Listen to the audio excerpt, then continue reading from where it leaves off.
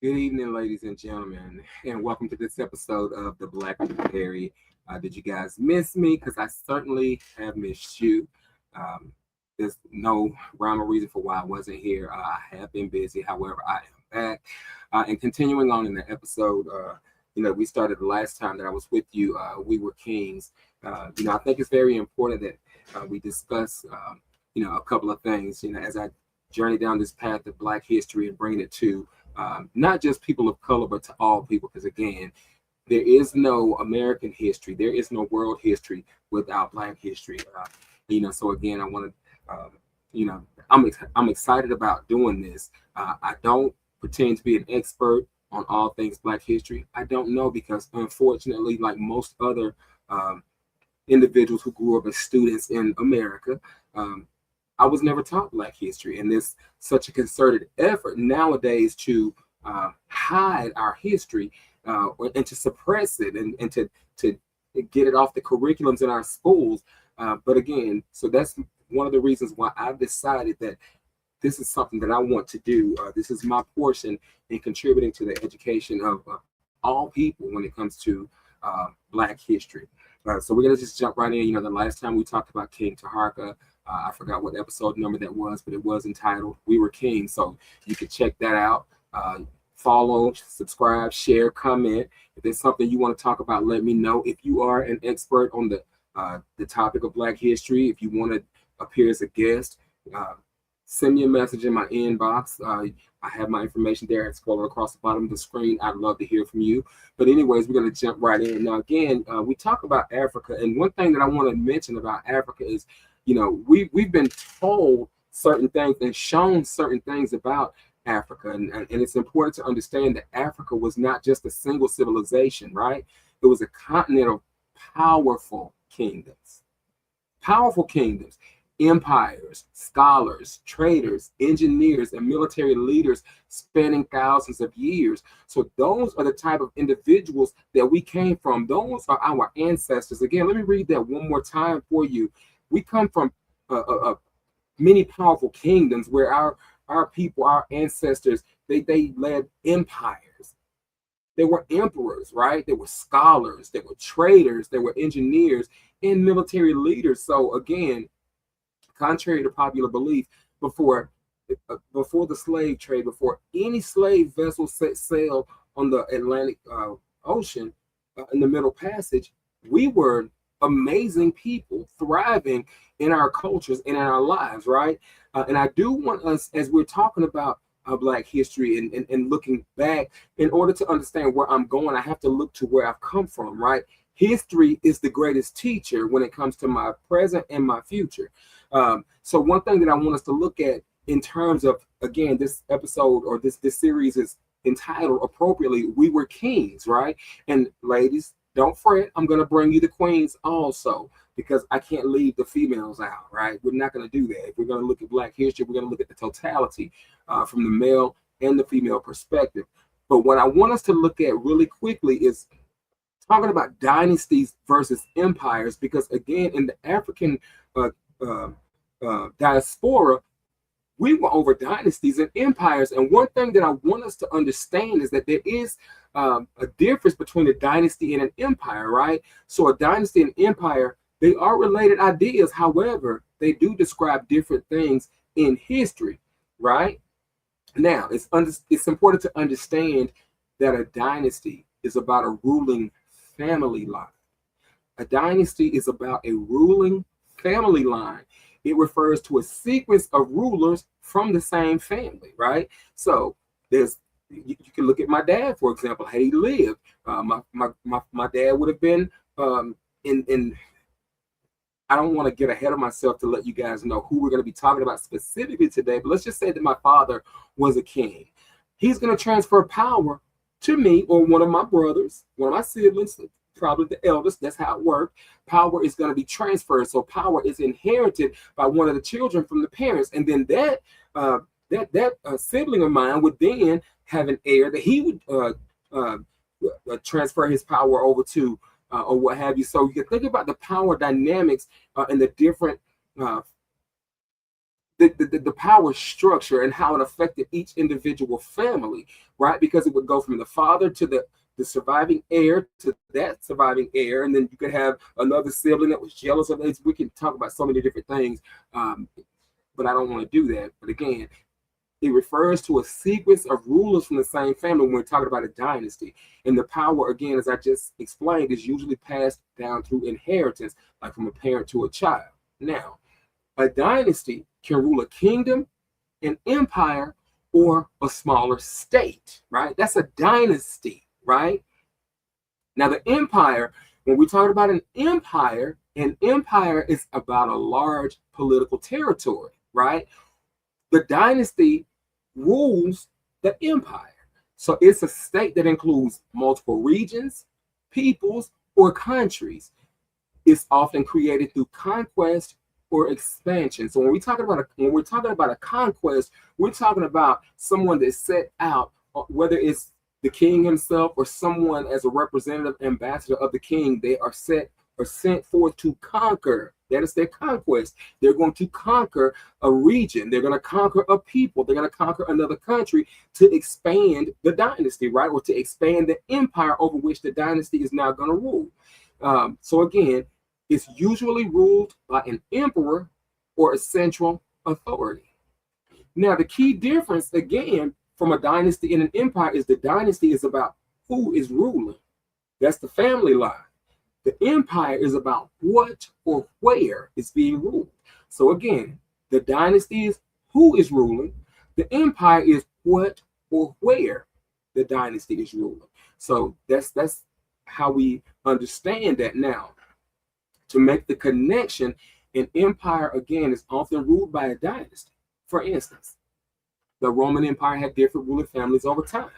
And many Chinese empires, much the same. They're named after the dynasty that ruled them. The Han Dynasty, the Ming Dynasty, so on and so forth. But because we're talking about Black history, I want to keep this focused on Black history because, again, my goal is to show all people, but especially people of color, those of us who may feel that we're uneducated, that we are we're not important, that we didn't come from that our lineage didn't matter because of what happened during the Middle Passage. I want us to understand the connection of where we came from.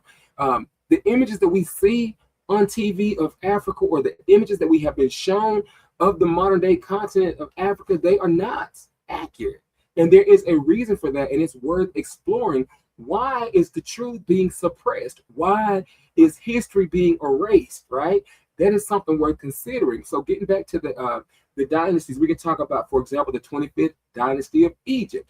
That was the dynasty of kings such as King Taharqa, which we talked about the last time I was here, which I think was 2 weeks ago, 2 or 3 weeks ago. And Taharqa ruled both Nubia and Egypt. There's the Ptolemaic dynasty. That was the dynasty of Cleopatra VII. There's the Solomonic dynasty. Solomonic, meaning Solomon, the dynasty that ruled Ethiopia and traced its lineage to King Solomon and the Queen of Sheba. So again, we come from some very notable kings and queens, emperors and empresses. We can look at the ancient Nile civilizations. There's the 25th dynasty of Egypt, the dynasty of King Taharqa and the Nubian pharaohs.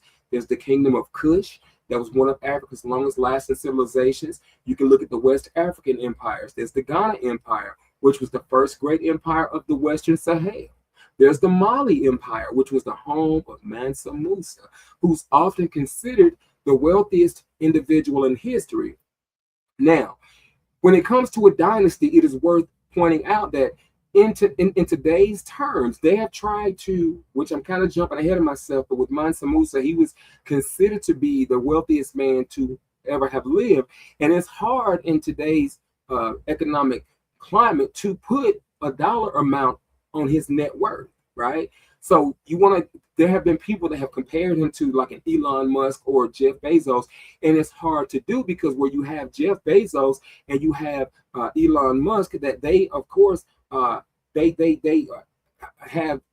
own companies, corporations that have significant stocks in these corporations. Mansa Musa different in that he was over regions, countries, and people more than just one economy. So, for example, you can take Tesla and you can take Amazon and put them together in a specific region, and they would have been ruled by someone like Mansa Musa. So, even trying to compare the wealth of Bezos or Musk to Mansa Musa is a moot point. Let's not even go there. But again, Mansa Musa, in case I didn't say, there's the Ghana Empire, the Mali Empire. Again, it was the home of Mansa Musa, often considered the wealthiest individual in history. And there's the Songhai Empire, is larger than Mali at its peak and home to centers of learning like Timbuktu. East African kingdoms existed. There's the Kingdom of Aksum. It was a major trading empire and one of the ancient world's greatest powers. And there's again the Solomonic dynasty, which I told you about just a moment ago, traced its lineage back to King Solomon and Queen of Sheba, ruled Ethiopia for centuries. Then you can look at the southern African kingdoms. There's the Great Zimbabwe, built monumental stone cities without mortar.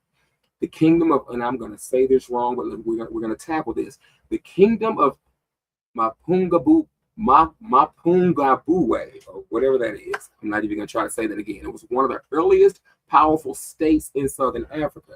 Then we had the Central African kingdoms. Because again, remember, the continent of Africa, there were many kingdoms, many across the continent, not just concentrated to one specific region. Again, so now we're looking at the Central African kingdoms. There was the Kingdom of Congo, which was a sophisticated kingdom that interacted with Portugal.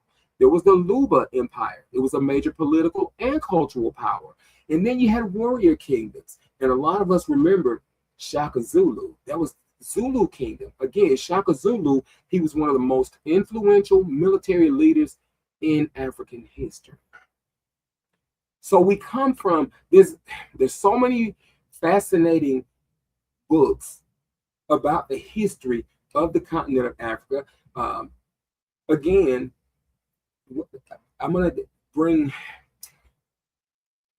as we know, Africa, the term Africa is a European name that was given to the continent. That is not the original name of Africa. The original name of Africa, let me look this up, I think it's Arkendal, is what it is, Arkendal, Arkendal, which is the mother of all life, or mother of all mankind. Just a second here. It's the mother of all. Hold on just a second here. Hang on just 1 second here. Let me cheat for a minute. Let me cheat for just one moment. It's the mother of all life in the Garden of Eden. So if we go back to it, the Europeans decided they wanted to change the name of the continent. And why was that? It's Alkebulan. I am so sorry. It's Alkebulan. And I knew that. Alkebulan. I got ahead of myself. Now, the meaning of Alkebulan, and we're going to talk about the biblical meaning. And I'm so glad that there's a scripture that says there's nothing hidden that will not be revealed, right? So Alkebulan is widely cited in Pan-African and Afrocentric communities as the oldest indigenous name for the continent of Africa. And the actual meaning is mother of mankind, or the Garden of Eden. And I want to see what the meaning is in the Bible, right? The meaning of Alkebulan in the Bible, it actually says that it does not appear in the Bible. But again, it's loosely translated, right? Not loosely, but actually is translated to mean mother of mankind or Garden of Eden. So again, the continent of Alkebulan, its ancient name, before the Romans changed the name to Africa. And even when we talk about the Ethiopians, Ethiopia literally means land of the black faces or what have you. And that was given to them by the Romans. So it's interesting that a continent that provides so much life to this world, to the planet, there has been, going way back when, a concerted effort to diminish the contributions of and to thwart the actual importance of this continent as it relates to the world. And could it be because the demographic makeup of the people of the continent, that most of them are not of European descent? That is a question worth asking. Why has there been such a prolonged and deliberate effort to only show us images of an impoverished continent? Which, if that were true, why are there so many nations now that are still plundering the nation for its oil, for its gold, for the minerals, including diamonds, there's salt mines, so many different things? Africa has not just risen in importance as of late. Africa has always been of importance. Africa began as the mother of all mankind, the place of the Garden of Eden. So its importance it didn't just occur. It's always been that way. So again, I hope that we understand just, when we talk about the dynasties and the empires, I wanted to touch on that before talking about Mansa Musa. Since I'm talking about we were kings, excuse me, just a moment. We were kings. And again, Mansa Musa ruled the Mali Empire at a time when he was the knight of the Mansas. Mansa simply means king. Musa means Moses. That's his Islamic name, Moses, right? So his importance and his place at the time, we talked about his wealth and the economics of the nation at the time. Present-day Mali is the 8th largest country in Africa and the 23rd largest country in the world. Now, during the reign of Mansa Musa, it was at its peak in the most prominent of all nations in Africa. It was the wealthiest of all nations in Africa during the reign of King Mansa Musa, or Mansa Musa. Mansa again means king. Musa translates into Moses. And so I want to talk about that. Now, again, he ruled over the Mali Empire. We could talk about Timbuktu's universities and their libraries and the African trade networks. And now, again, remember, we have been fed common myths and lies about the reality of African prosperity before European colonization. So let me ask this question: why would other nations like Portugal and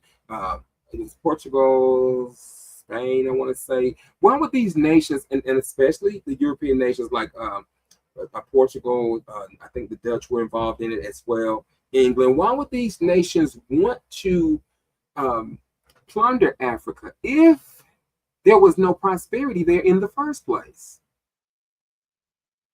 I already talked about, for example, the gold mines and the minerals. Even you have the modern day president of the United States trying to strong arm the African nations into signing over their mineral rights to the U.S. Why? Because of the wealth that it produces or that it generates, right? So again, we're looking at, there's nothing new under the sun. Everything that has already been. So again, what we're seeing now we're seeing the same old playbook, just different players. That's it. The continent of Africa has been at the center of importance and prominence throughout all time. Again, Africa is Al-Kebula is the mother of all mankind, the place of the Garden of Eden. So we can take solace and great pride in knowing that we come from a place of importance. And one of I've always heard it said that when there are new levels, there are new devils. In this level of learning in which I want to bring forth to the people, and not just with what I'm doing. There've been people that have come before me, so many people that have written books that I feel like a kid in a candy store that I'm getting my hands on these books. I've been having dreams about the ancestors, the history of my people, the culture, and getting to share it with the world, right, in such a way that, again, I want to do it tastefully so that it creates, it causes little kids to want to learn about their history. I want them to be able to grow up to be the scholars and the engineers and the military professionals and the bankers and the doctors judges because we come from people that laid down so much and sacrificed so much. We come from builders, and we come from architects, and we come from kings and queens. And I want them to be excited again. I want them to see past what they're being told, not just little black and brown kids, but all kids. But it has to start here first, right? The opportunities that I was never given, I want to be able to make sure that somebody else's child is able to learn the truth and to have this knowledge and this wisdom. But at any rate, we're talking about Mansa Musa. So again, I told you guys, I'm not the most prolific of all. I'm not an expert when it comes to who Mansa Musa was or all things Black history, but again, I'm doing my part, and I would love it if you would join with me and help me to spread this message. Subscribe to the channel, follow me, interact with me. If you want to appear as a guest, I mean, I'm really looking forward to the day that I have professors that are teaching, interacting with me on here, because again, I may start small, but I'm not going to stay small. But again, Mansa Musa, wealthiest of all kings, the wealthiest man to ever live. And I'm just going to, I can do Chat GPT, I can do Wikipedia, I can do any of that, but I want to put this in a format that you yourself can see. I'm going to actually cheat and go with, I'm going to go with Wikipedia today, right? I'm only going to touch on a few things because, again, I just want to create enough of a desire for you to seek out the information for yourself. And I want to share my screen so that you guys can see this. Hang on just a second here. Hang on just 1 second. Let me do screen presentation. We're going to do share screen. Give me just a second here. Share screen. And this is going to be Wikipedia. Let's go with share. Here we go. So I'm going to cheat a little bit. All right, now Mansa Musa, this is 1280 to 1337. So we're talking about 57 years. He was the 9th of kings of the Mali Empire, which reached its territorial peak during his reign. Okay, Musa's reign is often regarded as the zenith of Mali's power and prestige, although he features less in Mandinka oral traditions than his predecessors. He was exceptionally wealthy to an extent that contemporaries described him as inconceivably rich. Time magazine reported there's really no way to put an accurate number on his wealth. Let's see here. It's known from local manuscripts and travelers' accounts that Mansa Musa's wealth came primarily from the Mali Empire's control and taxing of the trade in salt from northern regions, and especially from gold panned and mined in Bambouk and Bure to the south. Over a very long period, Mali had amassed a large reserve of gold. Mali is also believed to have been involved in the trade in many goods such as ivory, slaves, spices, silks, and ceramics. So they did have a vast economy and a stark trade network. So again, and you don't have these type of economies that exist under individuals like the king, King Mansa Musa, unless he had to have come from a lineage that understood the economies, that understood how to prosper the nation. And again, militarily, Mali was at the top of the top, right? Now, we're going to look at, just really quick here, let me switch back over here. We're going to talk about, we touched on the wealth and the economics a little bit of the Mali Empire. We're going to talk about the universities and the libraries. Let me stop sharing my screen for just a minute. Again, Mansa Musa, Wikipedia, that information is there. And I do love Wikipedia. Again, it talks about the names and the titles. You can look at that. I'm still sharing my screen so you see all of that. There's historical sources. You can look at his lineage. That is there for you. His early life and his ascension to power. His early reign, pilgrimage to Mecca. Because again, we talked about his pilgrimage to Mecca. He was a Muslim. I don't even know what the Hajj is myself. So again, I'm learning as you guys are learning. Pilgrimage to Mecca. He made him well known across North Africa and the Mideast. To Musa, Islam was an entry into the cultured world of the Eastern Mediterranean.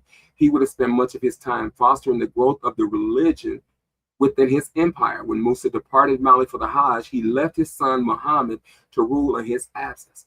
Musa made his pilgrimage between 1324 and 1325. This is about 12 years before he died, spanning 2,700 miles. Arabic chroniclers writing after the event give widely varying figures for the size of his caravan and the quantity of gold it transported. So if you travel 2,700 miles, think about the number of people that it takes for you to complete a pilgrimage of that magnitude. And you have to care for and provide for each one of them. So again, the vast number of individuals for accounting purposes to take care of those people. This, as a king, these are the type of people that we ascended from. So this is not somebody that was a slouch, right? According to figures preserved in the later Arabic accounts, his procession included upwards of 12,000 slaves, all wearing brocade and Yemeni silk, and each said to have carried 1.8 kilograms or 4 pounds of gold bars, with heralds dressed in silks bearing gold staffs, organizing horses and handling bags. And let us not even talk about what it was going to take to feed the animals, right? And a brocade, I just wanted to see what that was. A class of richly decorated shuttle woven fabrics, often made in colored silks and sometimes with gold and silver thread. So they were just amazing at the things that they were able to do. So again, and he provided all the necessities for the procession, feeding the entire company of men and animals. I didn't realize they were talking about this. I kind of got ahead of myself. So again, you can look at the information there on Wikipedia. I have a book that I have around here somewhere that talks about the kings and the queens of Africa, and it's specifically a specific chapter dedicated to Mansa Musa solely. We want to talk about the education. Let me stop sharing my screen for just a minute here.